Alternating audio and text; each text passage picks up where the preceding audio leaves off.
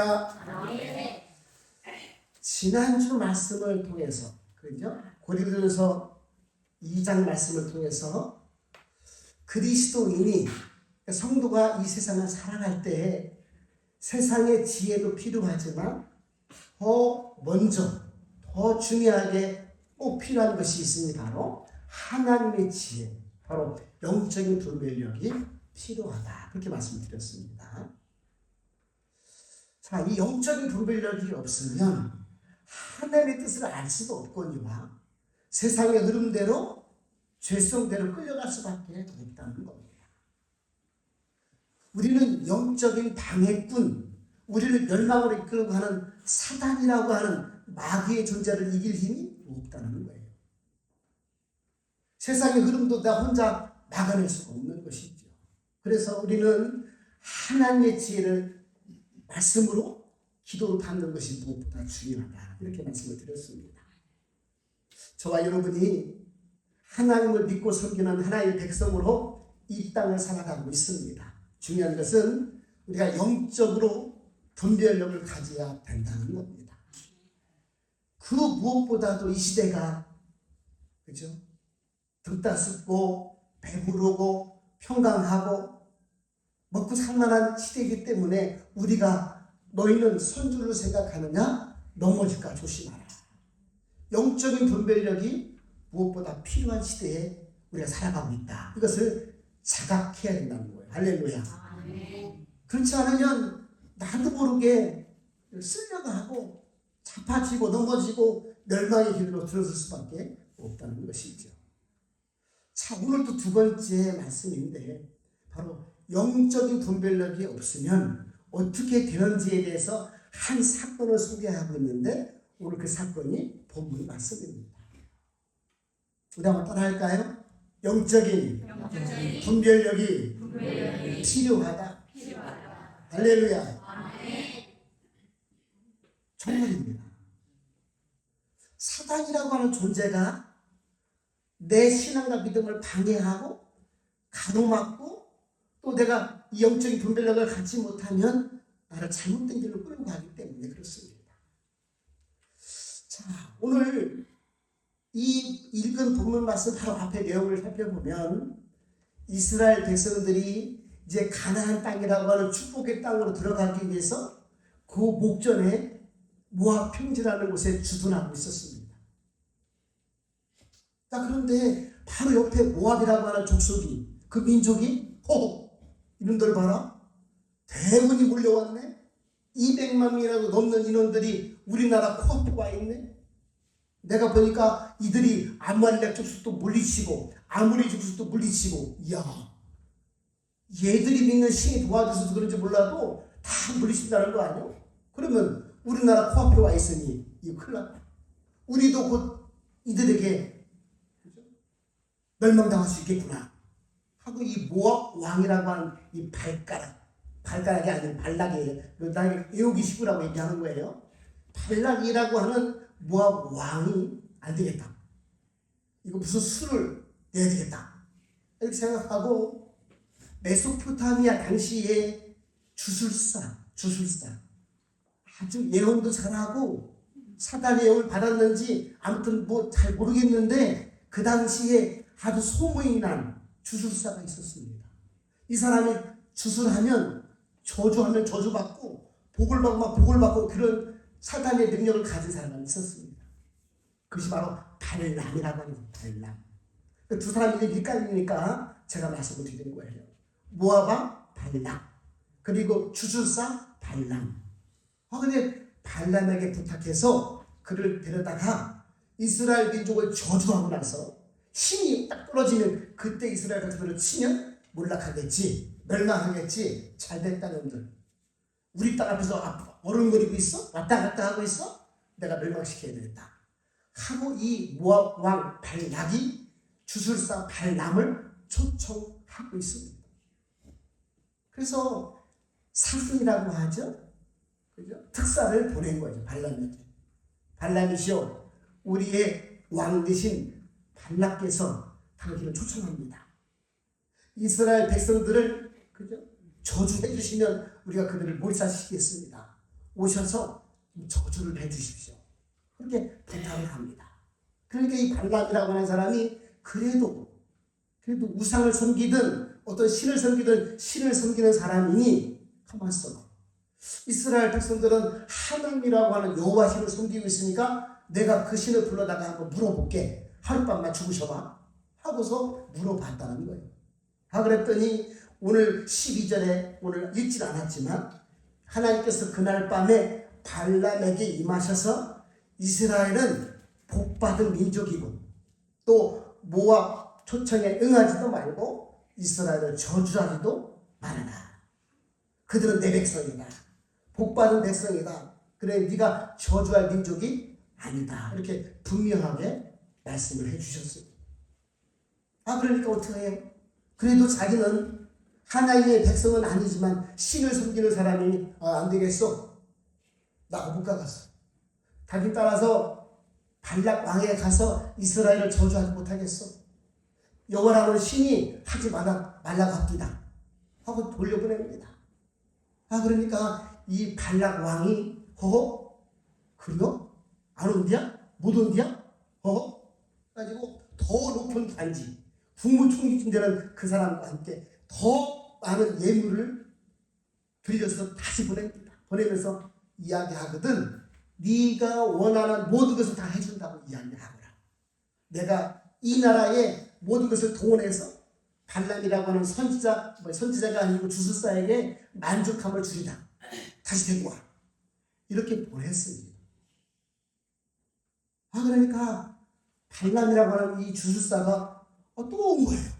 더 높은 사람, 더 많은 예물, 또 내가 원하는 것을 다 들어주겠다며 또 온 거예요. 그러니까 욕심이 생겨야 안 생겨요? 생기죠. 가만히 있어봐. 이거 그냥 넘길 일이 아니네. 잘하면 운수 대통에다가 내 인생이 역전될 수 있겠네. 라고 생각이 든 겁니다.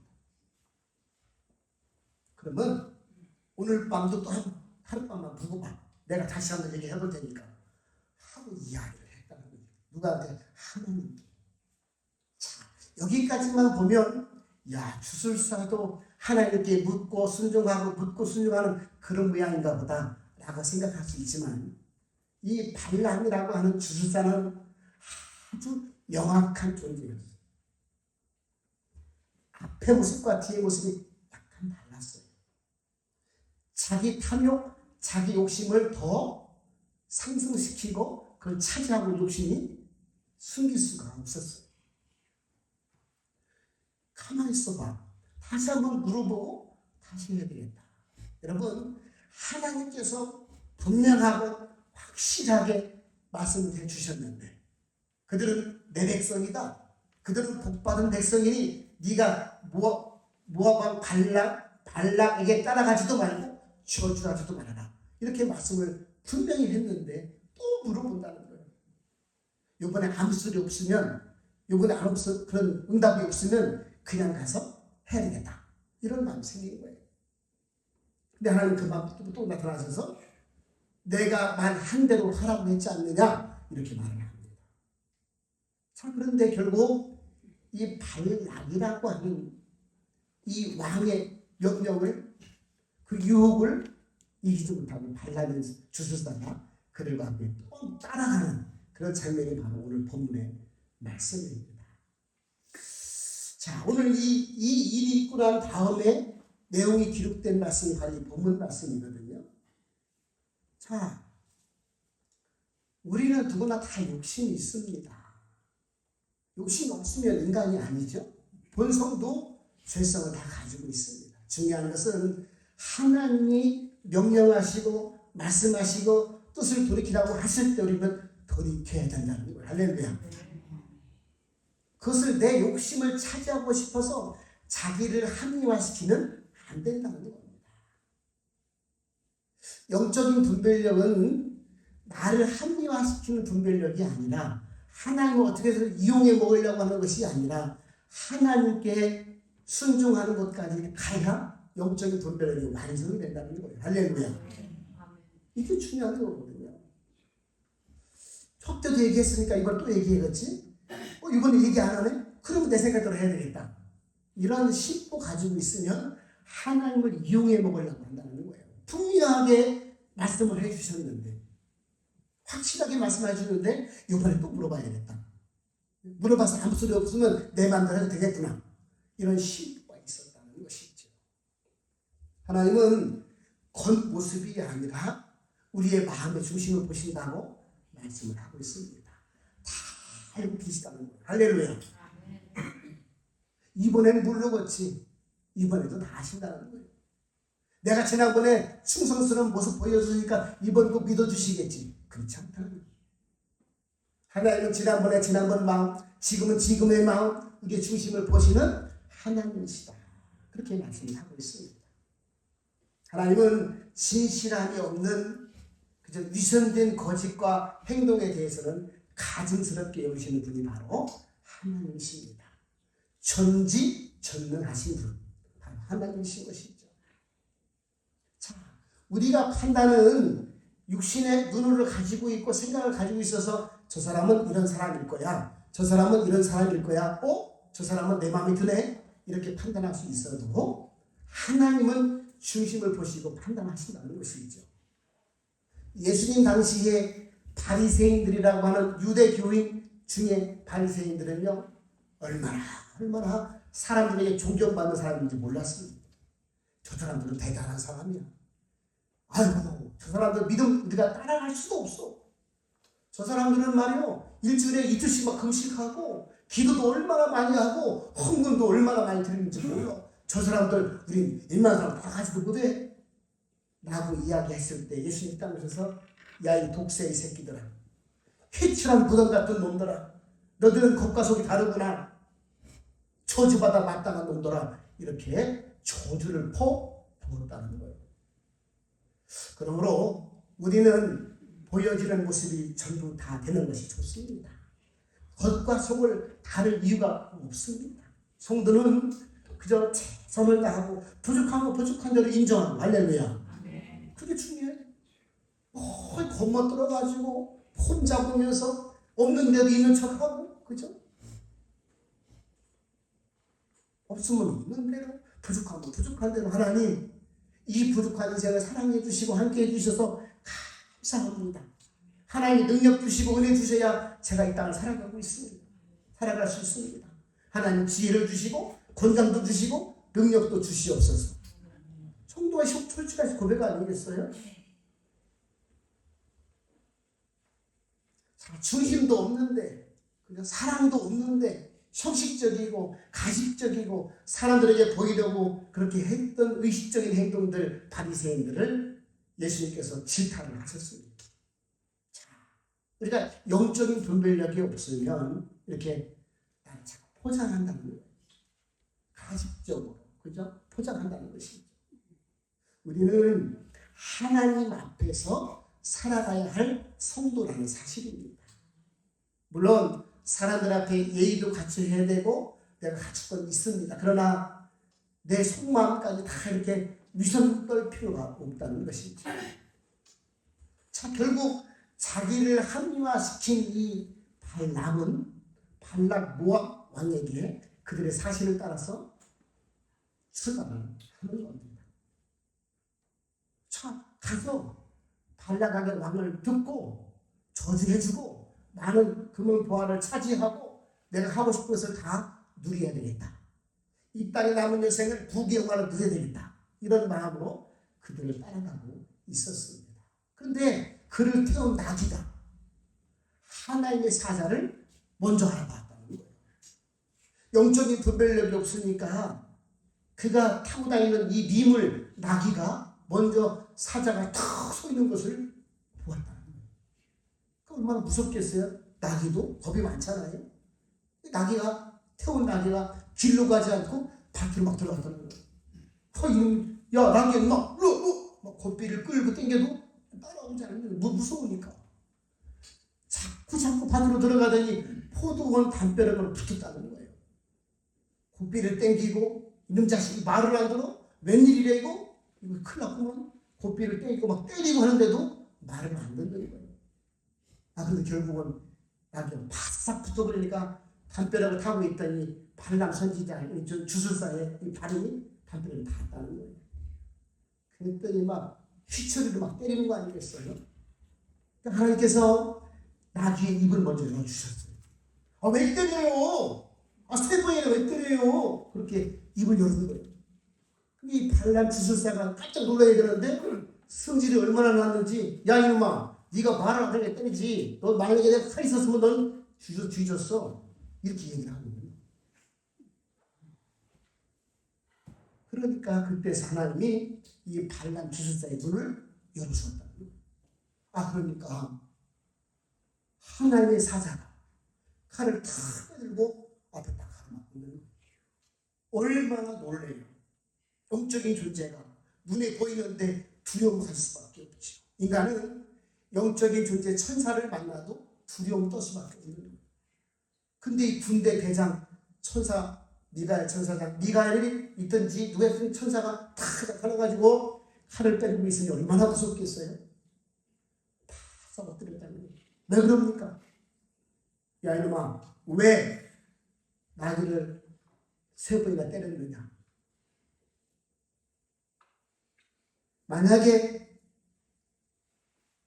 하나님의 은혜가 없었으면 너는 죽었다. 이미 죽었고 나귀만 살렸을 것이다. 그렇게 이야기를 합니다. 우리가 이 오늘 본문의 내용을 보면서 사람은 그래도 세상에 살아가기 위한 수단으로 방법으로 물질을 사용해야 되는데 더 높아지고 싶고 더 많게 갖고 싶어하고 더 욕심을 내는 욕심은 끝이 없구나.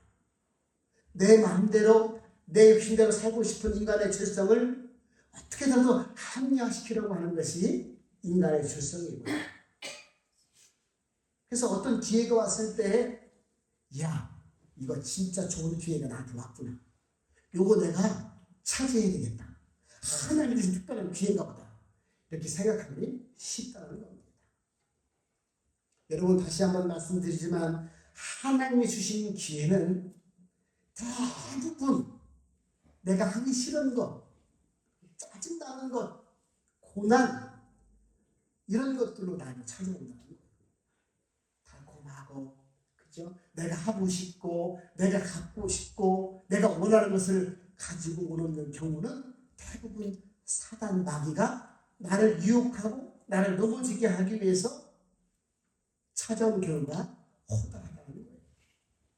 우리가 진정으로 하나님의 말씀을 듣고 순종하려면 내 시간이 들어가야 되고 내 노력이 들어가야 되고 내 헌신이 들어가야 되고 내 눈물의 기도가 들어가야 되고, 그죠?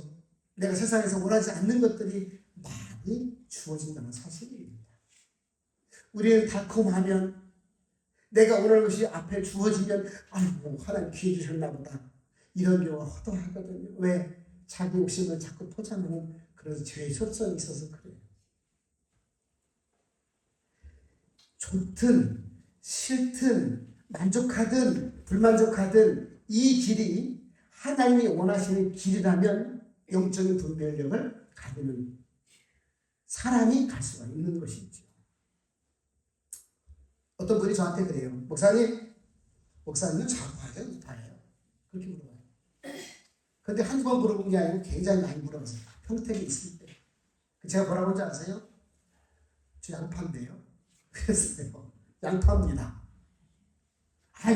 그러지 말고요. 보수예요? 진보예요? 막 물어봐요. 권사님이.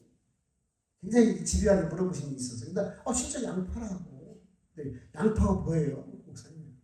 제가 답을 드렸어요. 확실하게 답을 드렸어요. 성도는 특별히 목사는 더 하겠죠? 예수님이 좌파인지 우파인지 따져봐야 합니다. 예수님이 보수인지 진보인지를 따져봐야 하는 거 아니겠어요? 그럼 예수님은 어떤 파일까요? 예수님은 진보인 경우도 많았고 보수인 경우도 있었습니다. 사랑이라고 하는 것은 당시에 진보적인 혁신적 개혁이었습니다. 그죠?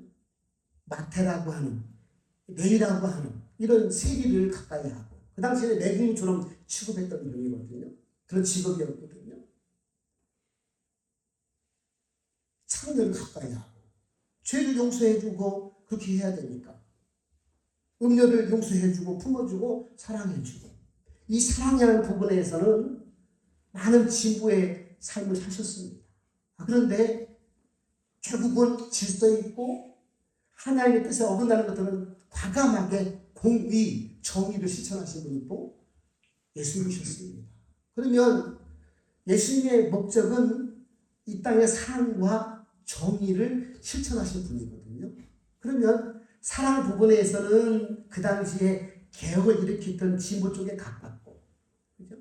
또 동성애라든지 낙태라든지 이혼이라든지 이런 부분을 허락하지 않는 그런 것들은 보수에 가까웠었거든요.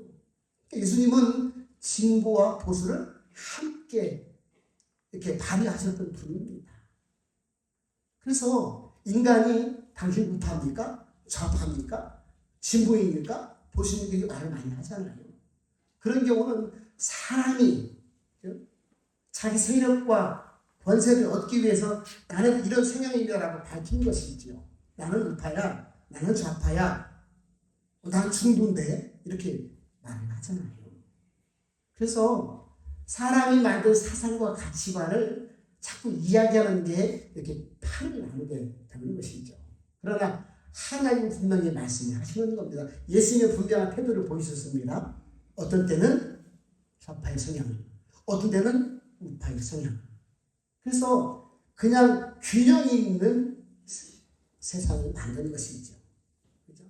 개혁하고 진보의 성향으로 혁신하고 이런 것도 하셨지만 사실은 질서 있게 하나님의 뜻에 반하는 것은 반드시 과감하게 안 된다고 말씀을 하셨거든요.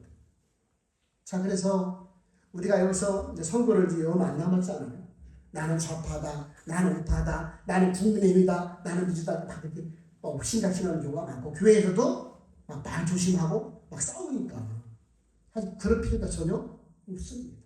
우리는 하나님 예수님을 따라가는 성도인 줄 믿습니다. 그래서 좌파 우파가 중요한 게 아니에요. 정말 어떤 때는 때에 맞게끔 그렇게 균형 있게 생활하는 게 중요하고 하나님이 기뻐하시는가 기뻐하지 않는 거가 훨씬 중요한 것이죠. 그게 기준이 되어야 맞는 것이죠. 자, 어쨌든 오늘 이 발람이라고 하는 주술사는 자기의 이익을 위해서 합리화시키면서 영적인 분별력이 없으므로 발락 왕을 따라가는 거예요. 모압 왕으로 만나러 가는 거예요. 그때 이제 하나님 이스라엘가 가지 못하도록 길을 막아선 것이지. 자, 마태복음 4장에 보면 예수님이 본격적인 사역을 앞두고 시험을 받으시는 내용이 나옵니다. 세 가지 시험을 받지요. 첫 번째는 이 돌들을 통하여 떡을 만들어 먹어라. 40일 동안 광야에서 굶주렸던 예수님께서 사단이 시험을 하는 것이죠. 너 하나님의 아들이라며? 너 그럼 이 돌로 가지고 떡을 만들어 먹어. 지금 형편은 배고프잖아. 어때? 먹어도 돼. 내가 다 봐줄게. 이렇게 지금 시험을 하고 있는 것이거든요. 예수님은 예수님의 지적인 능력을 통해서 그까짓 그 돌도 말씀 한마디로 떡을 만들어서 먹을 수가 있었습니다. 그런데 하나님의 사명, 하나님의 사역을 위해서 사람의 떡으로만 할 것이 아니요 하나님의 입에서 나오는 모든 말씀으로 삽니다. 그렇게 문이 주셨습니다. 우리가 왜 하고 싶은 게 없겠어요? 우리가 왜 욕심 내고 싶은 게 없겠어요? 우리가 왜 갖고 싶은 게 없겠어요? 근데 하나님이 기뻐하지 않는다면 갖지 않는 게 영적인 분별력이라고 말씀을 하고 있습니다. 할렐루야. 자, 두 번째 시험이 뭐였었어요? 성전 꼭대기에 세워놓고 뛰어내려봐라. 만약에 네가 하나님의 아들이면 하나님이 손 다쳐서 너를 떠받들어 줄 거야. 만약에 응답 안 되잖아? 하나님 안 계실걸? 이렇게 시험을 하는 거예요. 예수님께 성전 꼭대기 데리고 가가지고 뛰어내려. 너는 신의 아들이라며. 네 아버지가 하나님이라며. 그럼 너 구해주겠지. 무슨 걱정이야. 하고 이야기를 하는 거예요. 예수님께서까지 그걸 뛰어내리지 못하겠어요? 그죠? 삼위일체 하나님께서 이 천지를 창조하신 분인데, 그런데 그 시험에 알려드리지 않았다는 거예요. 하나님을 시험하지 말아라. 조건부 신앙은 없다. 이걸 들어주고 있고 이걸 들어주지 않아. 그런 신은 없다. 하나님은 하나님의 뜻을 이루어 가시는 분이시지 내 비율을 맞추거나 내 조건을 맞추시는 분이 아니다.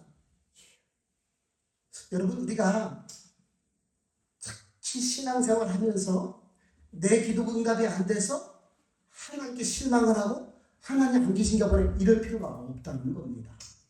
이미 하나님은 세상을 창조하셨고 이미 하나님은 우리를 구원해 주셨습니다. 우리는 자녀이기 때문에 그걸 따라가면 복을 받는 거예요. 할렐루야. 근데 지금도 자꾸 시험을 하는 사람이 있다니까요. 왜? 영적인 분별력이 없어서. 내가 아프거나 내가 일이 안 되거나 사방이 막혀있다 할지라도 나를 지으시고 나를 구원하시는 하나님을 믿는 영적인 분별력이 있다면 이 또한 내가 기도로 이 또한 내가 믿음으로 돌파하리라. 할렐루야. 그러면 된다는 거예요. 세 번째 시험이 무엇입니까? 높은 산에 끌고 가서 만국을 보여주면서 이야기하죠. 야, 나에게 경배해라. 내가 다 줄게. 오늘 발람이라고 하는 주술사에게 발락 왕이 야, 다 줄게. 원하는 게 뭐야? 이렇게 얘기했던 것처럼 이 사단도 높은 산 꼭대기에 올라가서 야, 봐라. 동서남북을 봐라. 얼마나 멋있고 이쁘냐. 다 줄게. 말만 해. 나만 경배해라. 이렇게 이야기하는 예수님께서 뭐라고 말씀하셨습니까? 주 여호와 한 분밖에 없다는 거예요. 나를 복되게 하는 신, 나를 구원하시는 신, 내게 사명을 주신 분은 바로 하나님 한 분밖에 없다고 고백하잖아요. 자, 여러분, 우리는 하나님을 믿고 섬기는 성도인 줄 믿습니다. 하나님을 어떤 환경 속에서도 내 욕심을 합리화시키는 것이 아니라 하나님이 기뻐하시는지를 따져보고 잘 모르겠으면 묻고 또 모르겠으면 말씀을 쳐다보고 또 모르겠으면 목사한테 물어보고 이렇게 해서 한 단계 한 단계 결정하고 선택하고 하나님이 기뻐하시는 삶을 살아갈 때 이것이 영적인 분별력을 갖고 이 땅을 살아가는 성도의 삶이 될 줄 믿습니다. 중요한데 그래도 내 생각에 맞겠지. 난 보수니까, 난 진보니까 이런 경우 참 많습니다. 아니요. 그때부터 다 다르고요. 상황마다 다릅니다. 하나님이 무엇을 기뻐하실까? 하나님 정직한 거 기뻐하시지. 그죠? 하나님은 우리가 가식적이 아니고 속마음도 보시지. 나는 하나님의 사람이지. 그럼 중심을 갖고 내가 하나님을 잘 섬겨야 되겠다. 그런 결단이 있을 때 하나님 저와 여러분과 함께 할 줄 믿습니다. 우리를 자꾸 합리화시키고 포장하고 겉과 속이 다른 모습으로 살 것이 아니라 그래. 하나님은 마음의 중심까지도 살펴보시고 아시는 분이니 내가 제대로 분명하게 하나님을 믿고 섬김으로 영적인 분별력을 가지고 믿음의 삶을 승리해야 되겠다. 그 결단이 저와 여러분에게 있으시기를 주님의 이름으로 축복합니다. 기도하겠습니다. 하나님, 이 세상을 성도로 살아갈 때에 영적인 분별력을 가지라고 말씀하시니 감사합니다. 하나님, 눈을 들어 주를 보게 도와주시고 말씀과 기도를 통하여 우리 삶에 우리 모습에 영적인 분별력을 도와여 주옵소서. 발람의 눈을 열어주신 것처럼 저희도 영적인 눈을 열어주셔서 하나님의 뜻을 보게 도와주시고 하나님을 따라가는 귀한 성도의 삶이 되게 하여 주옵소서. 기도하고 순종하고 믿음의 길을 걸어가므로 영적인 분별력을 가지고 하나님을 기쁘시게 하는 성도가 되게 하여 주옵소서. 예수님의 이름으로 감사드리며 기도 올리옵나이다. 아멘.